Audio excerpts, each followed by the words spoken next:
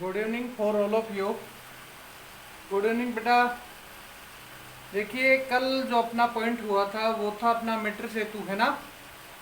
और उसमें अपन ने सूत्र स्थापित किया था P upon Q is equal to R upon S. और एट लास्ट अपन ने किया था S is equal to 100 minus L1 by L1 upon में इंटू में capital R। 100 minus L1 by L1 into में कैपिटल R। ये अपना क्या था भाई? अज्ञात प्रतिरोध का सूत्र था। और इसके बाद में प्रतिरोधकता भी अपन ने शायद ज्ञात की थी। और प्रतिरोधकता का सूत्र था अपना ρ is equal to S dot pi R square upon में एल। ये अपने कल तक के अपने काम हुए थे। तो आज के अपने जो वीडियो में अपन उस मीटर सेतु के सीमा बंधनों को देखेंगे और उसके प्रयोग में जो जो अपने को सावधानियां बरतनी होती है वो देखेंगे। और फिर किरचॉफ के नियमों के द्वारा हम विटर्सन सेतु के सत्यापन की बात भी करेंगे। तो आप सबसे पहले तो देखिए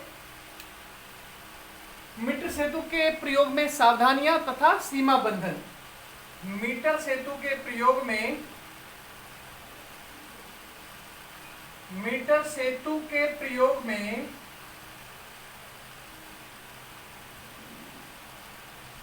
सावधानियां।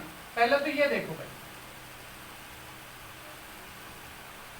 इसमें अपने को दो एक सावधानी अच्छी प्रकार से याद रखनी है। पहली सावधानी जो है वो ये होगी कि मीटर सेतु के तार पर जॉकी को कभी भी रगड़कर नहीं चलाना चाहिए। क्या नहीं होना चाहिए भाई? जॉकी को उस पर कभी भी रगड़कर नहीं चलाना चाहिए।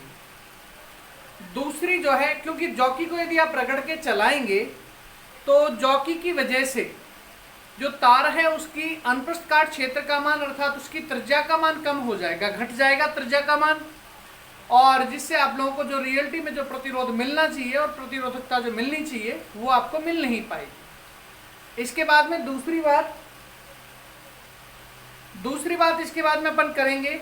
दूसरी इसकी सावधानी कि मीटर सेतु में लंबे समय तक धारा का प्रवाह भी नहीं होना चाहिए, क्योंकि ज्यादा समय तक धारा का प्रवाह यदि आप मीटर सेतु में करते हैं तो मीटर सेतु के तार के गर्म होकर के पिघलने का डर रहता है।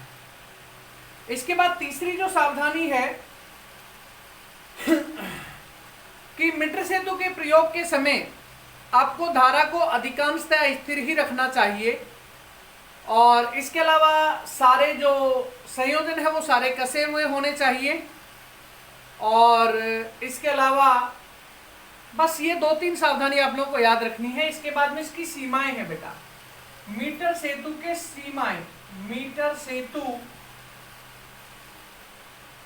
की सीमाएं कि भाई क्या क्या ये नहीं कर सकता। मीटर सेतु के प्रयोग तो अपन ने देखे भाई अज्ञात प्रतिरोध को ज्ञात कर लेते हैं, प्रतिरोधकता को ज्ञात कर लेते हैं। इसके अलावा और भी कई काम कर लेते हैं हम लोग। विटर्सन सेतु के सिद्धांत को सत्यापित कर सकते हैं इसके द्वारा। लेकिन इसके द्वारा हम क्या नहीं कर सकते ये भी तो अपने को पता होना चाहिए ना।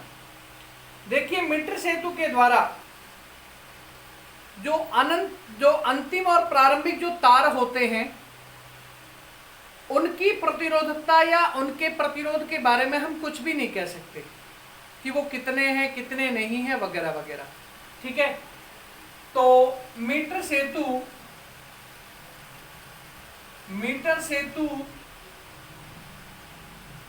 के प्रारंभिक एवं अंतिम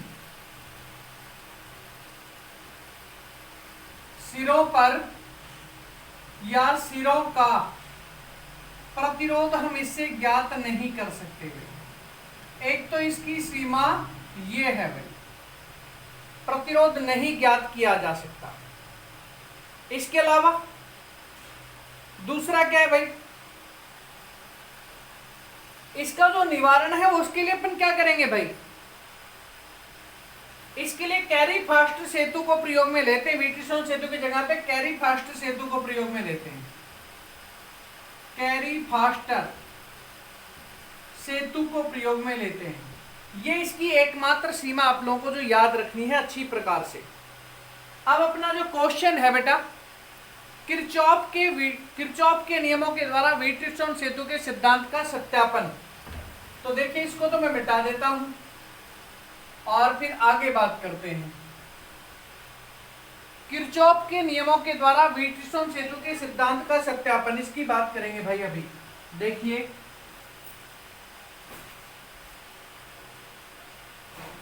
किरचॉफ के नियमों के द्वारा, किरचॉफ के नियम द्वारा व्हीटस्टोन सेतु, व्हीटस्टोन सेतु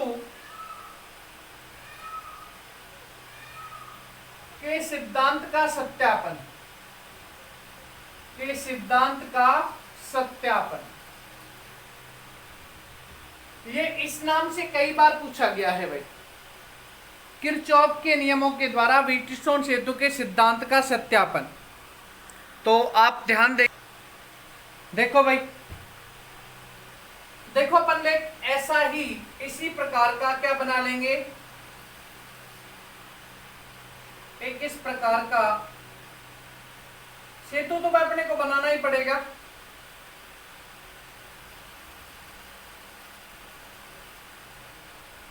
ये अपना हो गया गैल्वेनोमीटर। देखो, व्हीटस्टोन सेतु के सिद्धांत का जब अपन ने सत्यापन किया था उस समय इसकी धारा को हमने 0 माना था, लेकिन यहां इसकी धारा को हम लोग प्रयोग में लेंगे, लेकिन लास्ट में निस्तारित जरूर हो जाएगी वो, लेकिन फिर भी उसको एक बार प्रयोग में जरूर लिया जाएगा बेटा। और ये हो जाएगा इस प्रकार से व्हीटस्टोन सेतु बन गया आपके सामने। इसका संयोजन पूरा करने के लिए मैं इसके साथ एक बैटरी भी जोड़ देता हूं, कुंजी K1 भी जोड़ दी, भी विभव का स्रोत लगा दिया है यहाँ पे, और इस प्रकार की स्थिति बना दी। ठीक है भाई, क्या सभी को नजर आ रहा है चित्र? ये बताना भाई, सभी को नजर आ रहा है ना? ठीक है, बिल्कुल सही है, बिल्कुल नजर आ रहा है भाई। तो देखो, अपन इसके बारे में बात करते हैं। इसको P नाम दे दिया, इसको Q नाम दे दिया, इसको R नाम दे दिया और इसको S नाम दे दिया। ठीक है, इनके नामकरण कर देते हैं A, B, C, D और E वगैरह हम लोग कर सकते हैं, उसकी आवश्यकता नहीं है अभी अपने को। इसमें से धारा जो है वो जाएगी बेटा I1 और यहां से धारा जाएगी I2। इस गैल्वेनोमीटर के द्वारा ग्रहण की जाने वाली धारा होगी Ig, तो यहां जो धारा जाएगी वो होगी I1 माइनस Ig। देखो, पहले जब मैंने व्हीटस्टोन सेतु का सिद्धांत सत्यापित किया था उस समय मैंने Ig को I1 में से घटाया नहीं था, हमने पहले ही बता दिया था कि Ig का मान 0 है, लेकिन यहाँ अपने को इसमें से घटाना भी पड़ेगा और यहाँ पे जोड़ना भी पड़ेगा। देखो भाई, यहां से I2 प्लस Ig, क्योंकि ये Ig नीचे आकर के इस I2 में तो मिलेगी, तो फिर यहाँ पे जाकर के C पर जाकर के वापस से क्या बन जाएगी? I बन जाएगी। क्या बन जाएगी भाई? I बन जाएगी। तो देखिए, इसके बारे में सुनिए। चित्रानुसार एक बंद पाश तैयार करते हैं जिसमें PQ, R तथा S 4 प्रतिरोध लिए जाते हैं, जिसमें PQ, R तथा S 4 प्रतिरोध लिए जाते हैं, जिनमें से प्रवाहित होने वाली धाराएं क्रमशः I1 तथा I2। धारा मापी की धारा Ig, Q प्रतिरोध में से जाने वाली धारा I1 माइनस Ig और S प्रतिरोध में से जाने वाली धारा I2 प्लस Ig। इस प्रकार से अपना ये परिपथ हुआ है। इस परिपथ में धारा की आपूर्ति के लिए हम लोग क्या जोड़ते हैं? कि V वोल्ट का स्रोत जोड़ते हैं। क्या जोड़ते हैं भाई? V वोल्ट का स्रोत जोड़ते हैं। तो अब देखो भाई, किरचॉफ के लूप नियम के द्वारा, किरचॉफ के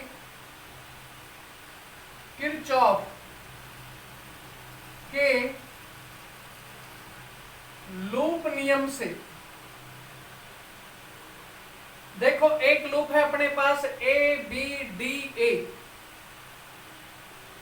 पहले बात करते हैं loop A B D A के लिए। आपको बताया था पहले भी मैंने, जब आप धारा की दिशा में आगे बढ़ते हैं तब धनात्मक मान लिया जाएगा किसी का भी ले बेशक से, और जब आप धारा की दिशा के विपरीत चलते हैं तो माइनस मान लिया जाएगा चाहे किसी का भी हो। तो देखो भाई, आप ए से चल दिए बी की तरफ, I1P प्लस में IG डॉट कैपिटल जी। यहां डी पर आने के बाद में फिर अपने को यहां जाना है, लेकिन I2 धारा तो इधर आ रही है, तो माइनस I2R बराबर 0। समीकरण संख्या 1 हो गई भाई। अब इसको छेड़ना नहीं है, इतनी ही छोड़ दी है। तथा लूप, दूसरा लूप देखो BCDB, तथा लूप BCDB के लिए, तथा लूप BCDB के लिए I1 minus IG, I1 minus IG और डॉट में क्या है Q। ये तो प्लस का हो गया। अब आप यहां आगे C पर, C से आपको D पर जाना है, लेकिन धारा तो इधर जा रही है, इस वजह से माइनस I2 प्लस IG और डॉट में S। फिर अब अपने को यहां जाना है D से D की ओर, तो फिर से माइनस का निशान, माइनस IG डॉट में कैपिटल G। समीकरण हो गई 2। ठीक है भाई। इस समीकरण 2 को आप ओपन कर लो। बेशक से इसको समीकरण नाम मत दो, अभी आगे दे लेंगे नाम। I1Q minus IG dot capital Q minus I2S minus IGS और minus IG dot capital G बराबर में 0। इसको नाम दे दो समीकरण 2। समीकरण 1 व 2 में, 1 व 2 में IG बराबर 0 लिखने पर किसको 0 लिख रहे हो भाई? धारा मापी की धारा IG को 0 लिख रहे हो। क्यों लिख रहे हो इसको 0? क्योंकि आपका सेतु जो है साम्य की स्थिति में आ जाएगा इसमें, इसलिए अपन साम्य की स्थिति में IG को 0 कर लेते हैं। तो पहले तो समीकरण 1 पर देखो। समीकरण 1 में क्या हो जाएगा? I1P माइनस I2R बराबर 0 या I1P बराबर I2R। समीकरण हो गई 3। समीकरण क्या हो गई? 3 नंबर समीकरण हो गई भाई। ठीक है, समीकरण हो गई आपके सामने 3। देखो इसको थोड़ा नीचे करता हूं मैं, ताकि मैं इसको पूरे को लिख सकूं। देखिए I1P बराबर में I2R। अब इसके बाद चाचा आवाज थोड़ी कम करो। इसके बाद समीकरण 2 पर देखो भाई, IG को ये 0 हो जाएगी, ये IG 0 हो जाएगी, ये IG 0 हो जाएगी, तो 0 होते ये भी 0 हो जाएंगे। तो अपने पास बचेगा क्या? I1Q माइनस I2S बराबर 0। तो फिर I1Q बराबर I2S। समीकरण होगी भाई 4। समीकरण संख्या क्या हो गई? 4 हो गई। ठीक है, अब समीकरण 3/4 कर दो। तो यहां लिख देता हूं मैं, समीकरण 3/4 से, मतलब समीकरण 3 में 4 का भाग लगाने पर, समीकरण 3 में 4 का भाग लगाने पर, देखो भाई समीकरण 3/4 से समीकरण 3 में 4 का भाग लगा दो। I1P बटे में I1Q बराबर में I2R बटे I2S। कुछ कट रहा है क्या? देखो क्या कट रहा है, अपना कट रहा है यहाँ पे I1 से I1 और I2 से I2।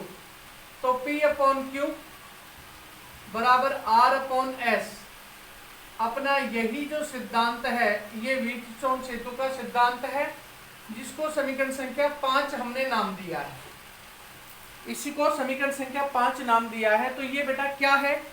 ये किरचॉफ का लूप नियम है। किरचॉफ के लूप नियमों के द्वारा हमने व्हीटस्टोन सेतु के सिद्धांत का सत्यापन किया है। देखो वापस से ध्यान दे लो थोड़ा सा। हमने सबसे पहले चित्र बनाया था।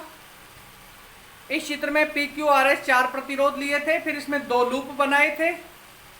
लूप ABDA के लिए, इस लूप के लिए भाई ABDA के लिए अपने पास मान आ गया था I1P बराबर I2R, है ना। I1P बराबर I2R यूनिट, ये मान आ गया था। फिर दूसरे लूप की बात की थी BCDB की, तो इसके लिए जो मान आया था उसको देखो, मैं अभी आपको दिखाता हूं। इसके लिए जो मान आया था समीकरण 3 में और समीकरण 4 में, समीकरण 4 में क्या बेटा, I1Q बराबर I2S है, ये रहा। इसी समीकरण 3 में समीकरण 4 का भाग लगाया है, तो P/Q बराबर R/S अपन ने प्राप्त किया है। तो इस प्रकार से आज का अपना ये वीडियो यहीं पे पूरा होता है। किरचॉफ के लूप नियम के द्वारा विद्युत क्षेत्र के सिद्धांत का सत्यापन हमने इस प्रकार से कर लिया है। आप सभी से अनुरोध है कि यदि वीडियो में कोई यदि कमी रहे तो आप मेरे को प्लीज़ बताएं, और बाकी इसको ज़्यादा से ज़्यादा लाइक करें, शेयर करें, जिससे ज़्यादा से ज़्यादा बच्चे इसका फ़ायदा उठा सकें। ओके, धन्यवाद।